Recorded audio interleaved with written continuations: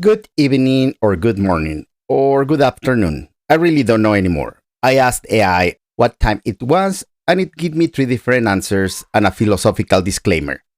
Classic. But here's the $1,000,000 question. Does anyone knows who actually invented artificial intelligence? Anyone? Bueller? No? Perfect. Same situation as ketchup. Everyone use it, nobody knows who invented. And there is serious historians who think it was an accident.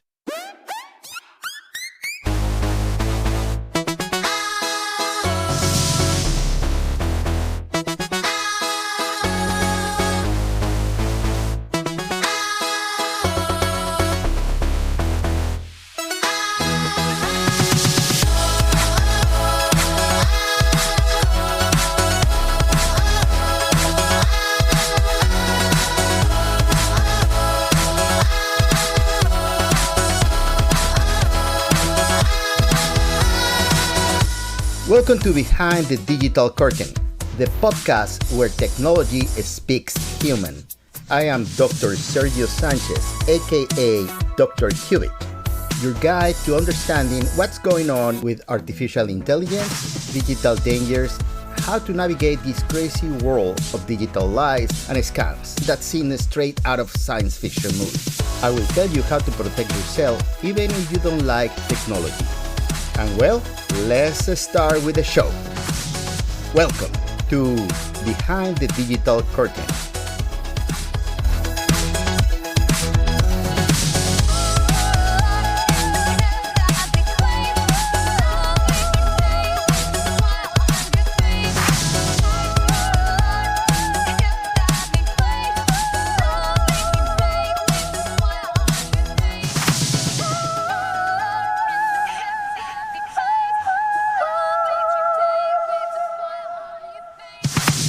Hello and welcome to Behind the Digital Curtain. I'm Dr. Sergio Sanchez, Dr. Qubit around these places. And today we're going to talk about something that recently everyone's talked about, almost everyone uses, and almost nobody knows where it came from. We're talking about artificial intelligence. You know it, right? Of course you do. You use it to drive from one place to another, filter your selfies, to ask Alexa the weather, even though you can see it through the window. To get Netflix recommendations for shows you will save but will never watch. AI is everywhere. Today, we are telling the full story of artificial intelligence. From the moment a British mathematician asked, "Can machine think?" to the moment millions of people start using a chatbot to write their work emails because they didn't know how to explain to their boss why they are late without sounding like a lie. Spoiler, it's always sound like a lie, with or without AI.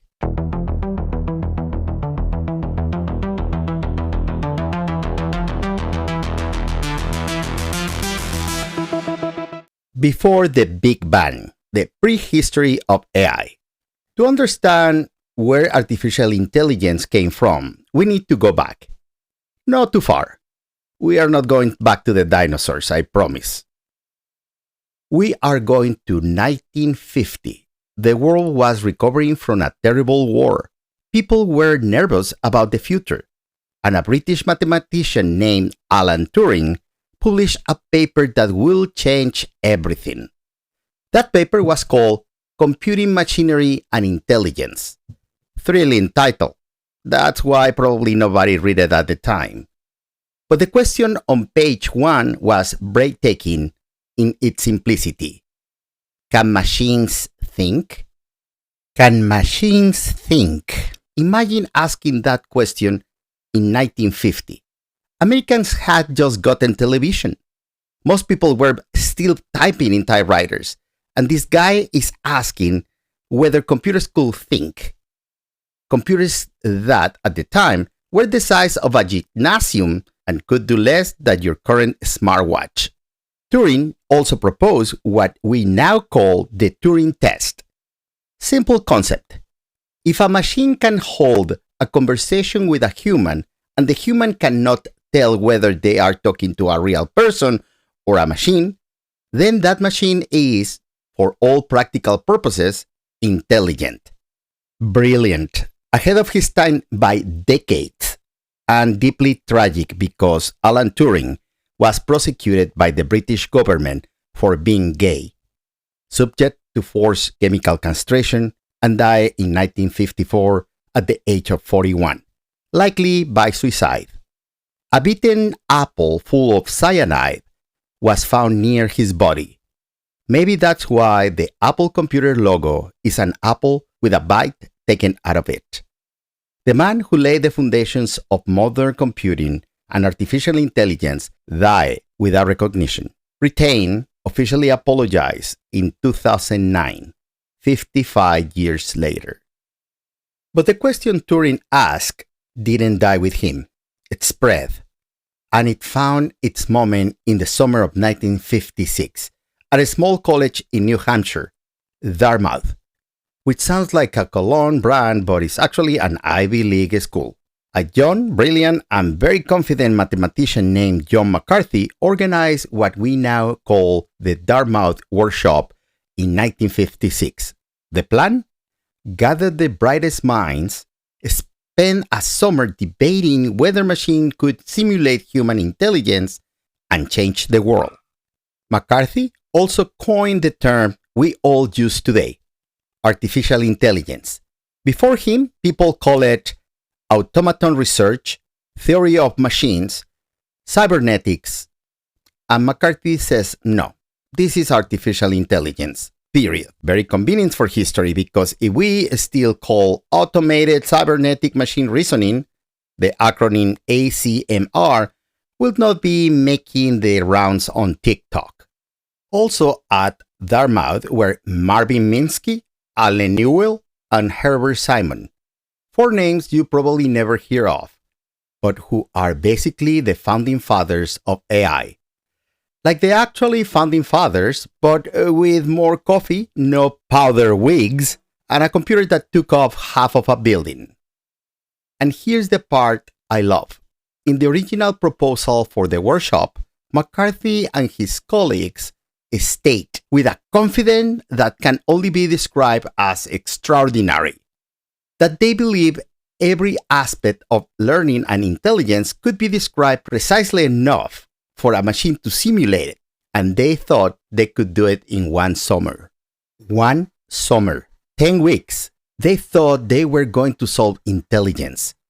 Spoiler, it took 70 years, and there's still debate. But don't mock them for it, because that outrageous optimism, that almost delusional confidence, is exactly what makes the field exist. If McCarthy says, we will think this might work in about 300 years, no one will have founded anything.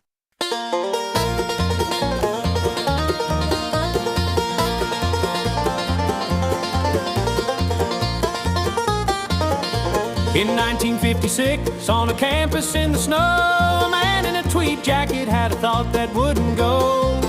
What if all the machines could learn to think?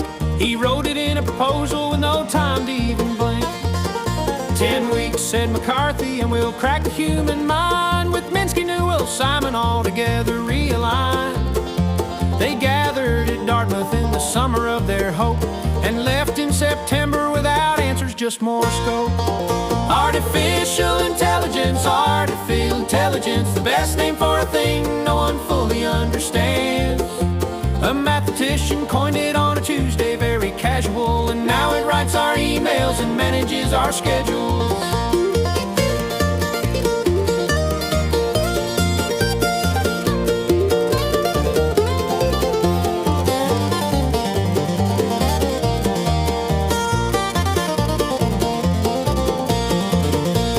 But before McCarthy, there was Turing quite alone, asking if a machine could think and making it well known.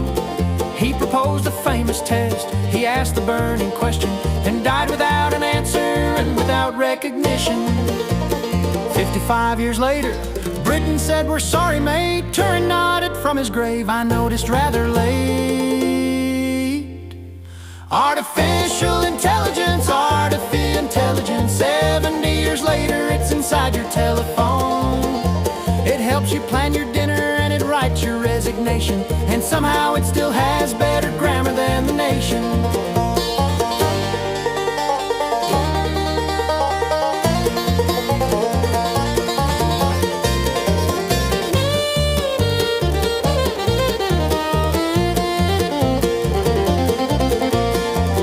Artificial intelligence, artificial intelligence. Artificial intelligence, artificial intelligence.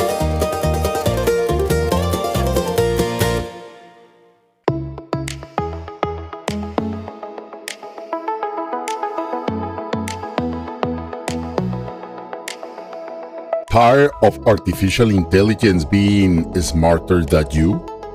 Does it bother you that ChatGPT writes better than you? That Google Maps have better direction than you? And that your smart fridge has going on more than your brother-in-law? Introducing NeuroChip Pro Max Ultra, the first cranial implant that syncs your brain directly to the cloud. Simple as your certified NeuroChip technician to make a small incision behind your left ear. Install the 128GB premium intelligent chip and boom! You are finally smarter than your phone. Available in 3 editions. NeuroChip Basic, so you remember where you put your keys. NeuroChip Plus, so you can solve algebra while watching a game. And NeuroChip Elite, so you know what your mother-in-law is about to say before she say it. A special launch price.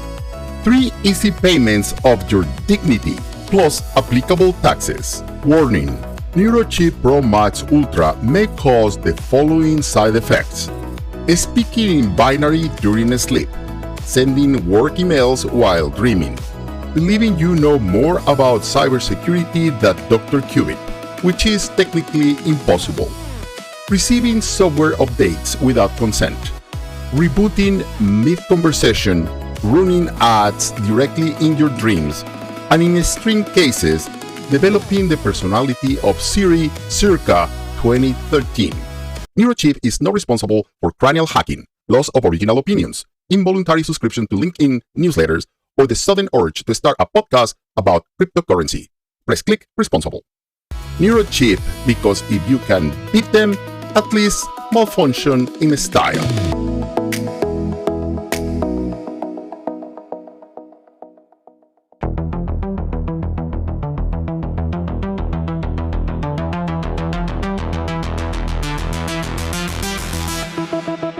Welcome back. Please don't buy the NeuroChip. I cannot stress that enough. Back to our story. We were in 1956 with McCarthy and friends, full of optimism at Dartmouth, and for a while things went great. Between 1956 and 1974, AI had its first golden age. Programs were created that could solve algebra problems, prove mathematical theorems, play checkers and chess. The US government started funding research with millions of dollars. The military wanted machines that could automatically translate Russian to English. The Soviets were doing the same thing. Cold War. AI was part of the battlefield. But then reality showed up, as always does, without warning, without RSVPing, usually on a Friday evening when you already had plans. Turns out, the problem of artificial intelligence were much harder than anyone imagined. Getting a machine to play chess in a controlled condition was one thing. Getting it to understand human language, with its ambiguity, sarcasm, metaphors, and regional slang, that was a completely different situation. In 1966, the ALPAC, a US government committee, published a devastating report that basically says, automatic computer translation is expensive, slow, and half as accurate as human translation. It has not immediate future. Thank you for coming, don't call us. funding started drying up. The period between 1974 and 1980 is known as the first AI winter, a time when the money froze, the enthusiasm froze, and researchers had to pretend they were doing something else entirely to get any funding at all. But AI's story is like a zombie movie. It never fully dies.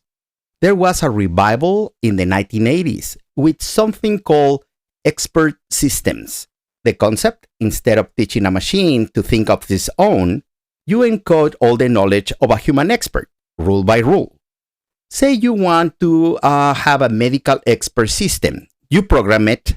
If a patient has fever above 103 degrees and sore throat, likely a strep. Rule by rule, case by case. It worked. Actually worked pretty well. Major companies adopt these systems. There were a massive investment, especially from Japan. The Japanese government launched the fifth generation computer project in 1982 with $850 million to build computers that thought like humans within 10 years. Spoiler number 2. Also didn't work in 10 years. Enter the second AI winter, 1987 to 1993. This was colder. The specialized AI hardware market collapsed. Expert systems turned out to be expensive to maintain, impossible to update, and completely useless for situations that haven't been pre-programmed. Like a lawyer who only knows one case. Very specific, not super useful in real life. And here's where the story gets interesting. Because while governments and corporations were giving up, in university basements with miserable budgets and instant coffee, 3 people were still working on an idea most of the academic world had abandoned: artificial neural network. Geoffrey Hinton in Canada, Jean LeCun in France and then in the United States, and Joshua Bengio, again in Canada. We now call them the godfathers of deep learning. And through the 1990s and 2000s, while everyone says neural networks didn't work, they kept going with blind faith, with the results that were just barely starting to show up promise. It's like a story of someone who keeps practicing guitar in their bedroom while everybody tells them to get a real job. And then their bedroom turns out to have been Abbey Road the whole time.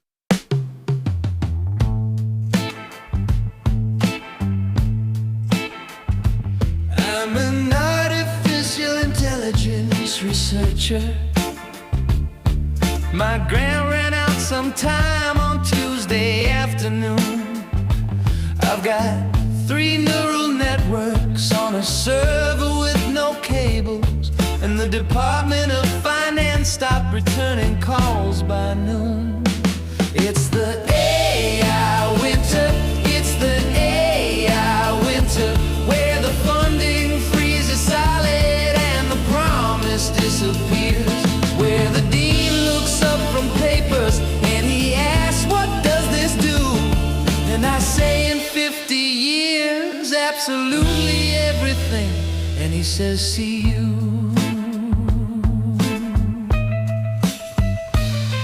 My colleague down the hallway says, forget the neurons, friend. Go build a payroll system, something useful in the end. And I said, Geoffrey Hinton says I'm on the right track here. And he says, who's Geoffrey Hinton? And I say, exactly, peer. There was a paper published once at a conference in Rome by very smart people who were working far from home that said this was the future of the whole of humankind. It had 14 readers and 11 had declined. But 2012 came around with ImageNet and Glory, and Hinton won the Nobel and rewrote the whole story, because the end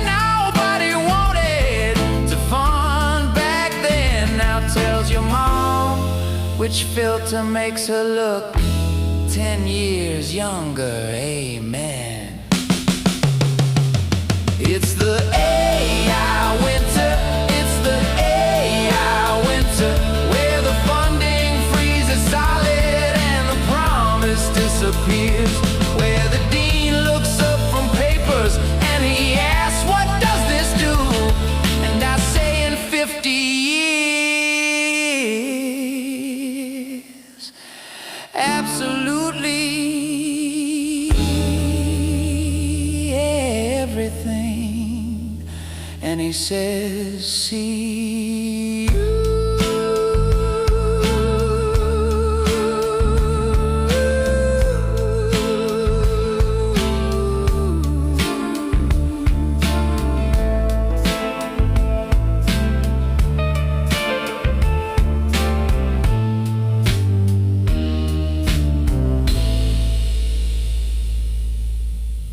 That one goes out to every researcher who worked through the winters.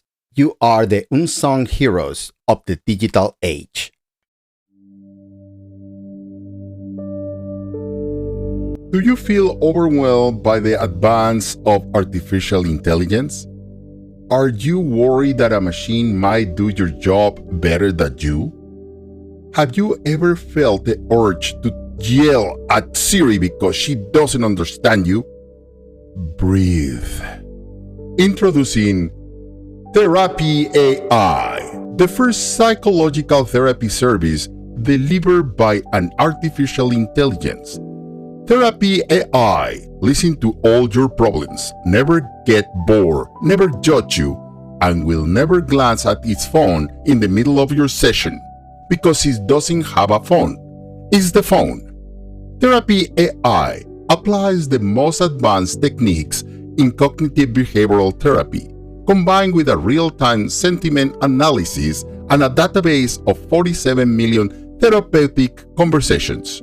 If Therapy AI ever detects that your situation exceeds its capacity, it will gently redirect you to a human professional or YouTube, depending on the time of the day.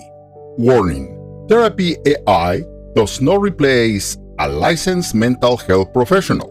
Therapy AI may experience software updates during your session, resulting in sudden personality changes.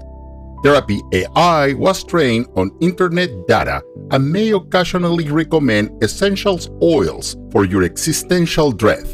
Therapy AI is unavailable between 2 and 4 a.m. as servers are busy generating memes.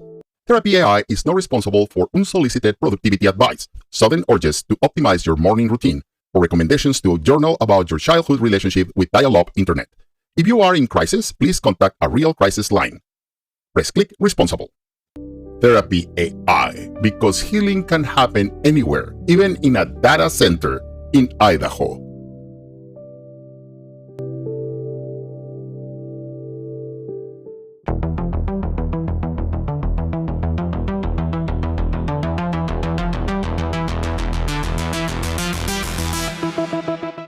The revolution, from the basement to the world. And now we arrive at the moment when everything changed. The moment AI went from being the topic of academic conferences to being something your aunt talked about at Thanksgiving dinner. The year is 2012.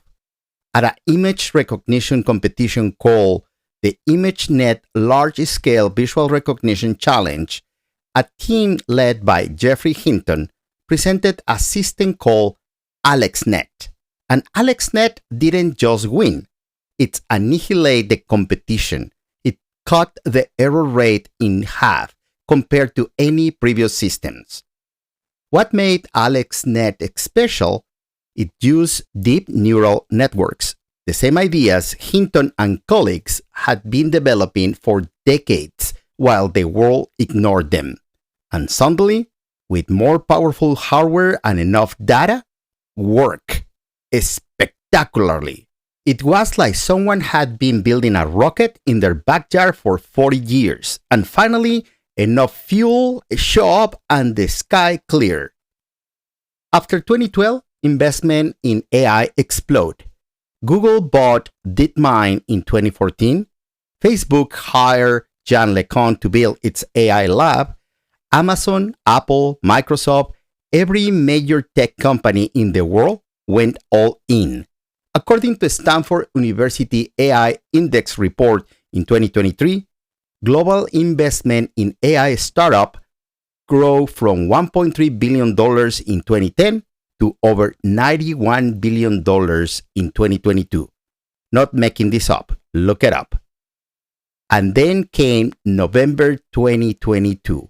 OpenAI launched ChatGPT, and the world was never the same. ChatGPT reached 1 million users in 5 days. 5 days. Netflix took 3 years and a half to reach the same number. Instagram took 2.5 months. ChatGPT did it in 5 days. According to reports from OpenAI and analysis published by UBS in 2023, ChatGPT reached 100 million users in 2 months, the fastest user growth in any application in internet history. And people use it for everything: writing essays, writing code, planning vacations, writing text to their exes, figuring out what to do with their lives, asking whether they should break with somebody, getting recipes, asking about the meaning of existence. And here we are, today, in 2026. AI is no longer in labs or science fiction movies. It's in your phone, in your bank, in your healthcare system, your schools, your courtrooms. The World Economic Forum estimates that by 2026, machines will perform more tasks in the workplace than humans. We are in 2026. Welcome to the future. Is this good or bad? That's a question for another episode, or several episodes, or a lifetime. But what I can tell you is this: understanding where AI comes from, knowing the people who made it possible, and knowing even roughly how it works, put you on a different level, put you an advantage. The person who understands the tools use it. The person who doesn't fear it. And fear has never been a good strategy.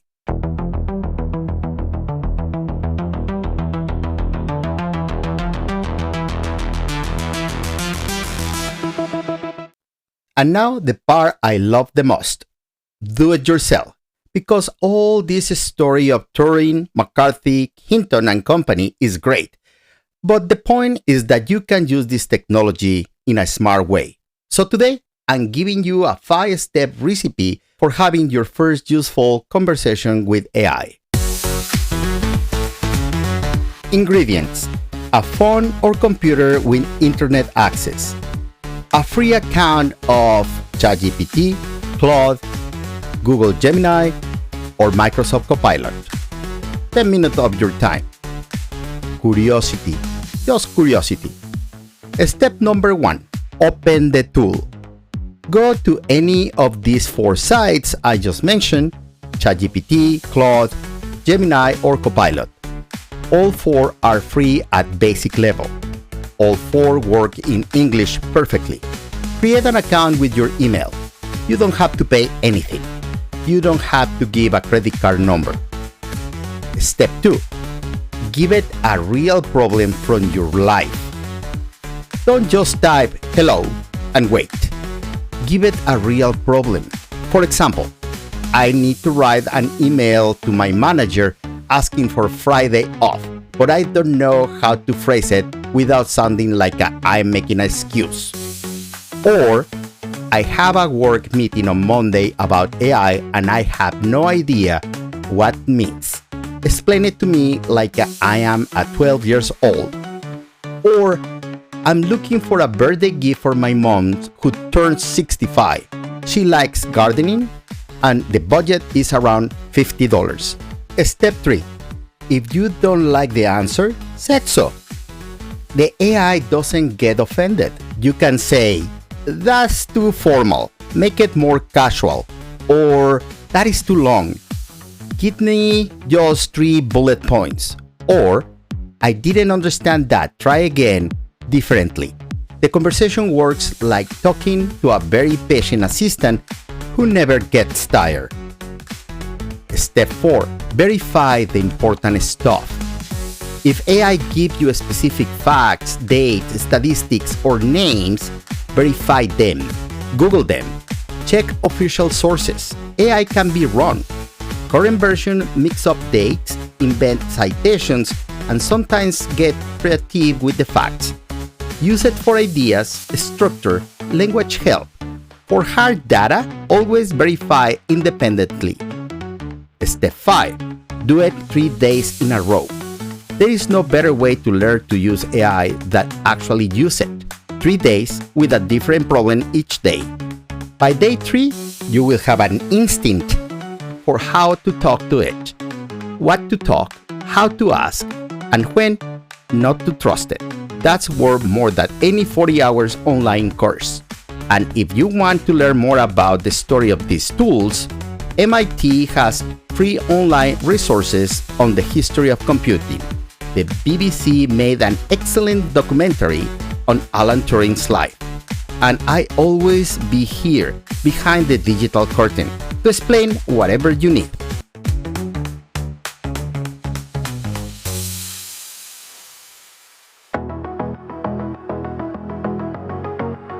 And that brings us to the end of today's episode.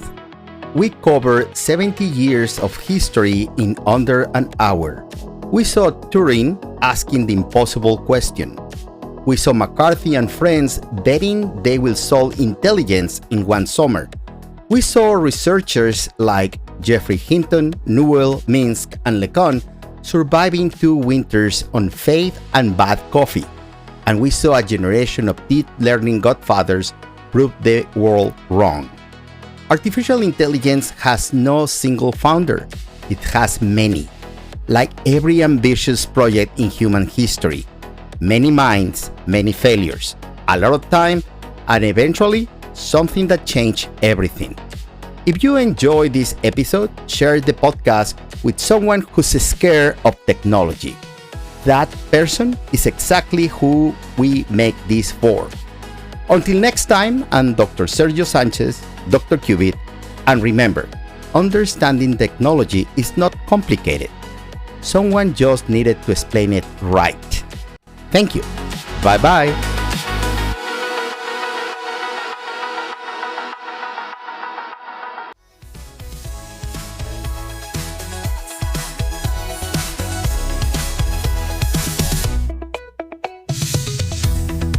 Thank you so much for listening to this week's episode. If you enjoy it, please share with someone you want to protect and help navigate this technological world. And if you have questions, anecdotes, or stories you would like to share, write me at behindthedigitalcurtainpodcast@gmail.com. I'll be waiting for you next week for another episode of Behind the Digital Curtain, the place where technology is spoken in human language. See you later.